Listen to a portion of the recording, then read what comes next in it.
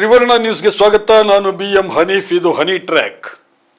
ಸ್ನೇಹಿತರೆ, ಕಾಂಗ್ರೆಸ್ಸಿನಲ್ಲಿ ಸಿಎಂ ಕುರ್ಚಿಗೆ ಗುದ್ದಾಟ ಅನ್ನೋದು ಟಿವಿ ಮಾಧ್ಯಮಗಳ ನಿತ್ಯ ಸಂಭ್ರಮದ ಸುದ್ದಿಯಾಗಿದೆ. ಪ್ರತಿದಿನ ಏನಾದರೊಂದು ಸುದ್ದಿ ಸಿಎಂ ಕುರ್ಚಿಯ ಬಗ್ಗೆ ಇದ್ದೇ ಇರುತ್ತೆ. ವೋಟ್ ಚೋರಿ ಪ್ರತಿಭಟನೆಗಾಗಿ ಕರ್ನಾಟಕದಿಂದ ಸಾವಿರಾರು ಕಾಂಗ್ರೆಸ್ ನಾಯಕರು ಮೊನ್ನೆ ದೆಹಲಿಗೆ ಹೋಗಿ ಬಂದಿದ್ದಾರೆ. ಅಲ್ಲಿನ ರಾಮಲೀಲಾ ಮೈದಾನದ ಬೃಹತ್ ಪ್ರತಿಭಟನೆ ಇಡೀ ದೇಶದ ಗಮನ ಸೆಳೆದಿದೆ. ಅಲ್ಲಿ ರಾಹುಲ್ ಮತ್ತು ಪ್ರಿಯಾಂಕಾ ಗಾಂಧಿ ಮಾಡಿದ ಭಾಷಣ ಕೂಡ ಸೋಷಿಯಲ್ ಮೀಡಿಯಾದಲ್ಲಿ ವೈರಲ್ ಆಗಿದೆ. ವೋಟ್ ಚೋರಿ ಪ್ರತಿಭಟನಾ ಸಭೆಗೆ ರಾಜ್ಯದಿಂದ ಸಿಎಂ ಸಿದ್ದರಾಮಯ್ಯ ಮತ್ತು DCM DK ಶಿವಕುಮಾರ್ ಕೂಡ ಹೋಗಿದ್ದಾರೆ. ದೆಹಲಿಯಲ್ಲಿ ಹೈಕಮಾಂಡ್ ಜೊತೆಗೆ ನಾಯಕತ್ವ ಬದಲಾವಣೆಯ ಬಗ್ಗೆಯೂ ಚರ್ಚೆ ನಡೆಯುತ್ತದೆ ಅಂತ ಟಿವಿಗಳಲ್ಲಿ ಭರ್ಜರಿ ಸುದ್ದಿ ಆಯ್ತು. ದೆಹಲಿಗೆ ಹೋದ ಸಿಎಂ ಹೈಕಮಾಂಡ್ ಜೊತೆ ಮಾತಾಡಲಿಲ್ಲ.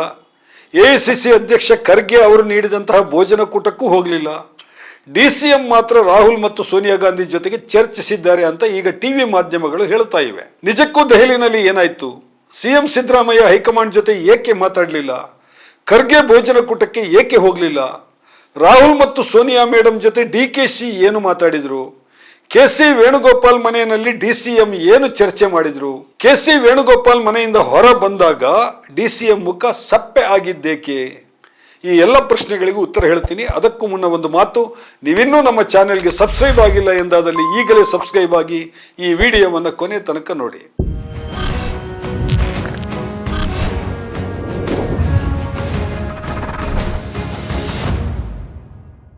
ಸ್ನೇಹಿತರೆ, ಸಿಎಂ ಬದಲಾವಣೆ ಪ್ರಶ್ನೆಯನ್ನ ಪತ್ರಕರ್ತರು ನೇರವಾಗಿ ಸಿಎಂ ಅವರಿಗೆ 10 ಸಲ ಕೇಳಿದ್ದಾರೆ. ಅವರು ಒಂದು ಮಾತನ್ನ ಪದೇ ಪದೇ ಹೇಳ್ತಾ ಇದ್ದಾರೆ. ಹೈಕಮಾಂಡ್ ಕರೆದರೆ ದೆಹಲಿಗೆ ಹೋಗ್ತೇನೆ, ನಾಯಕತ್ವ ಬದಲಾವಣೆ ವಿಷಯ ಹೈಕಮಾಂಡ್ ತೀರ್ಮಾನವೇ ಅಂತಿಮ.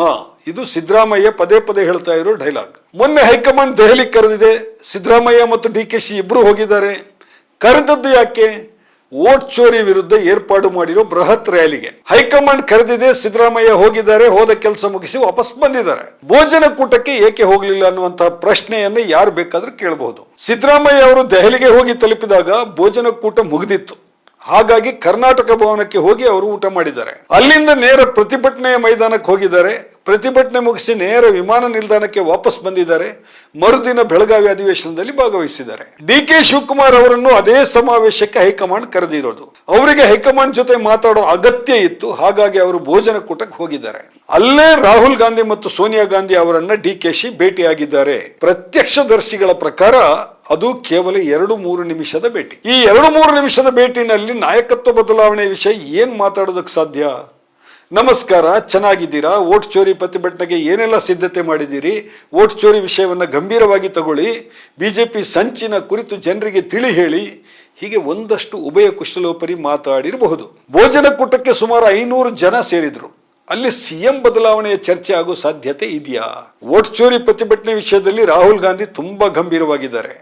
ಇಡೀ ಪ್ರಕರಣವನ್ನ ಒಂದು ತಾರ್ಕಿಕ ಅಂತ್ಯಕ್ಕೆ ಕೊಂಡೊಯ್ಯಬೇಕು ಅಂತ ಅವರು ಶತಪ್ರಯತ್ನ ಮಾಡ್ತಾ ಇದ್ದಾರೆ. ಪಾರ್ಲಿಮೆಂಟ್ನಲ್ಲೂ ಕೂಡ ಅದಕ್ಕೆ ಸಂಬಂಧಿಸಿ ಚರ್ಚೆ ನಡೀತಾ ಇದೆ. ಸಂದರ್ಭ ಆಗಿರುವಾಗ ಅದು ಭೋಜನಕೂಟದಲ್ಲಿ ಸಿಎಂ ಬದಲಾವಣೆ ಪ್ರಸ್ತಾಪ ಮಾತಾಡೋದು ಸಾಧ್ಯ ಇದೆಯಾ? ಕಾಮನ್ ಸೆನ್ಸ್ ಇರೋ ಟಿವಿ ಪತ್ರಕರ್ತರಿಗೆ ಈ ವಿಷಯ ಗೊತ್ತಾಗ್ತದೆ. ಕಾಮನ್ ಸೆನ್ಸ್ ಇದ್ದವರು ಯಾರೂ ಭೋಜನಕೂಟದಲ್ಲಿ ಸಿಎಂ ಬದಲಾವಣೆ ಚರ್ಚೆ ಆಯಿತು ಅಂತ ಸುದ್ದಿ ಕಥೆಯನ್ನು ಹೊಡೆಯೋದಿಲ್ಲ. ಅದಿರಲಿ, ಅದಕ್ಕಿಂತ ಮುಖ್ಯವಾದದ್ದು ದೆಹಲಿನಲ್ಲಿ ನಡೆದಿದೆ. ಆ ಕುರಿತು ಯಾರು ತನಿಖಾ ವರದಿ ಮಾಡಿದ ಹಾಗೆ ಕಾಣಿಸ್ತಾ ಇಲ್ಲ. AICC ಕರ್ನಾಟಕ ಉಸ್ತುವಾರಿ ಸುರ್ಜೇವಾಲಾ ಅವರನ್ನ DKC ಭೇಟಿ ಆಗಿದ್ದಾರೆ. ಆ ಬಳಿಕ AICC ಪ್ರಧಾನ ಕಾರ್ಯದರ್ಶಿ KC ವೇಣುಗೋಪಾಲ್ ಅವರನ್ನು ಕೂಡ DKC ಭೇಟಿಯಾಗಿದ್ದಾರೆ. ಈ ಎರಡೂ ಭೇಟಿಗಳು DKC ರಾಜಕೀಯ ಭವಿಷ್ಯದ ಹಿನ್ನೆಲೆಯಲ್ಲಿ ಬಹಳ ಮಹತ್ವದ್ದು ಅಂತ ಹೇಳಲಾಗ್ತಾ ಇದೆ. ಆ ಸಭೆಯಲ್ಲಿ ಏನ್ ಚರ್ಚೆ ನಡೆಯಿತು ಅನ್ನೋದು ಗೊತ್ತಿಲ್ಲ. ಆದ್ರೆ KC ವೇಣುಗೋಪಾಲ್ ಭೇಟಿ ಮುಗಿಸಿ ಅವರ ಮನೆಯಿಂದ ಹೊರ ಬಂದಾಗ DK ಶಿವಕುಮಾರ್ ಅವರ ಮುಖ ತುಂಬಾ ಸಪ್ಪೆ ಆಗಿತ್ತು ಅಂತ ದೆಹಲಿ ಮೂಲಗಳು ಹೇಳ್ತಾ ಇವೆ. KC ವೇಣುಗೋಪಾಲ್ ಮತ್ತು DKC ಭೇಟಿಯಲ್ಲಿ ನಿಜಕ್ಕೂ ಏನ್ ನಡೆಯಿತು? ಅಲ್ಲಿಂದ ಹೊರ ಬಂದಾಗ DKC ಮುಖ ಸಪ್ಪೆ ಆಗಿದ್ದು ನಿಜಾನಾ? ನಿಜವೇ ಆಗಿದ್ರೆ ಅದಕ್ಕೆ ಕಾರಣ ಏನಾಗಿರಬಹುದು? ಸಿಎಂ ಹುದ್ದೆಯ ಗ್ಯಾರಂಟಿಯನ್ನ ಈಗ ಕೊಡೋದಕ್ಕೆ ಆಗಲ್ಲ ಅಂತ ಏನಾದ್ರೂ ಅವರು ಹೇಳಿದ್ರ? ಸಿಎಂ ಬದಲಾವಣೆಗೆ ಸಂಬಂಧಿಸಿ KC ವೇಣುಗೋಪಾಲ್ ಏನನ್ನಾದ್ರೂ ಸ್ಪಷ್ಟವಾಗಿ ಹೇಳಿದ್ರ? ಇದೇ ಹೈಕಮಾಂಡ್ ಸಂದೇಶ ಅಂತ ಏನಾದ್ರೂ ತಿಳಿಸಿದ್ರ? ಕಾಂಗ್ರೆಸ್ಸಿನಲ್ಲಿ ರಾಜ್ಯ ನಾಯಕರಿಗೆ ಹೈಕಮಾಂಡ್ ನೇರವಾಗಿ ಸಂದೇಶ ಕೊಡೋದು ಕಡಿಮೆಯೇ. ಏನನ್ನ ಹೇಳೋದಿದ್ರು AICC ಕಾರ್ಯದರ್ಶಿ ಅಥವಾ ರಾಜ್ಯ ಉಸ್ತುವಾರಿ ಮೂಲಕ ಸಂದೇಶವನ್ನು ನೀಡಲಾಗ್ತದೆ. AICC ಕರ್ನಾಟಕ ಉಸ್ತುವಾರಿ ಸುರ್ಜೇವಾಲಾ ಇತ್ತೀಚೆಗೆ ಕರ್ನಾಟಕದಲ್ಲಿ ಹೆಚ್ಚಾಗಿ ಕಾಣಿಸ್ತಾ ಇಲ್ಲ. ಅವರ ತಾಯಿ ಆಸ್ಪತ್ರೆಯಲ್ಲಿ ಗಂಭೀರ ಸ್ಥಿತಿಯಲ್ಲಿ ಇದ್ದಾರೆ, ಹಾಗಾಗಿ ಅವರು ಬ್ಯುಸಿ ಇದ್ದಾರೆ ಅನ್ನೋ ಸುದ್ದಿ ಇದೆ. ಇನ್ನೇನಿದ್ರು KC ವೇಣುಗೋಪಾಲ್ ಮೂಲಕವೇ ಹೈಕಮಾಂಡ್ನ ಸಂದೇಶ ಬರಬೇಕು. ಹೈಕಮಾಂಡ್ ಪರೋಕ್ಷ ಸಂದೇಶವನ್ನು ಕೂಡ ಹಲವು ಸಲ ಕಳಿಸಿದೆ. ಮೊನ್ನೆ ದೆಹಲಿಯಲ್ಲಿ ನಡೆದ ವೋಟ್ ಚೋರಿ ಪ್ರತಿಭಟನಾ ರ್ಯಾಲಿನಲ್ಲಿ ಕರ್ನಾಟಕದ ಇಬ್ಬರು ಬಲಿಷ್ಠ ನಾಯಕರಿಗೂ ಕೂಡ ಭಾಷಣಕ್ಕೆ ಅವಕಾಶ ಕೊಟ್ಟಿಲ್ಲ. ಸಿದ್ದರಾಮಯ್ಯ ಆಗ್ಲಿ DK ಶಿವಕುಮಾರ್ ಆಗ್ಲಿ ಅಲ್ಲಿ ಭಾಷಣ ಮಾಡಲಿಲ್ಲ. ಈ ಮೂಲಕವೂ ಹೈಕಮಾಂಡ್ ಏನಾದರೂ ಸಂದೇಶ ನೀಡಿದೆಯಾ? ಬಾಯಿ ಮುಚ್ಕೊಂಡು ಸುಮ್ಮನಿರಿ ಅಂತ ಏನಾದರೂ ಸೂಚನೆ ನೀಡಿದೆಯಾ? ಗೊತ್ತಿಲ್ಲ, ನೀವೇ ಆಲೋಚಿಸಿ. ಸ್ನೇಹಿತರೆ, ಇದಾಗಿದೆ ಇವತ್ತಿನ ಹನಿ ಟ್ರ್ಯಾಕ್. ಇನ್ನೊಂದು ವಿಷಯದ ಜೊತೆಗೆ ಮತ್ತೆ ನಿಮ್ಮ ಮುಂದೆ ಬರ್ತೇನೆ. ತ್ರಿವರ್ಣ ನ್ಯೂಸ್ನ ಸ್ಪೆಷಲ್ ಸ್ಟೋರಿಗಳನ್ನು ನೋಡ್ತಾ ಇರಿ. ನಮಸ್ಕಾರ.